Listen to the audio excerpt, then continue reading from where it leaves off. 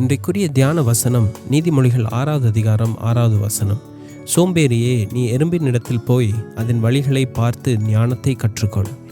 தேவன் நம்முடைய முதற் பெற்றோரை ஏதேன் தோட்டத்தில் வைத்து அவர்களுக்கு பிரயோஜனமானவைகளும் அழகானவைகளுமான எல்லாவற்றினாலும் அவர்களை சூழ்ந்திருக்க செய்தார்.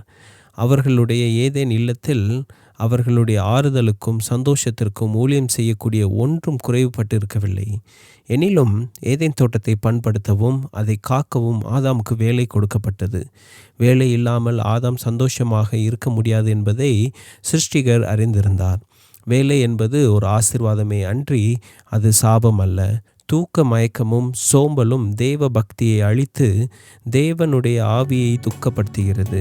மனம் திரும்பி மறுரூபம் அடைந்த எந்த ஒரு ஆணும் பெண்ணும் வேலை செய்கிறவர்களாக அன்றி வேறொன்றாகவும் இருக்க முடியாது. ஆமேன்.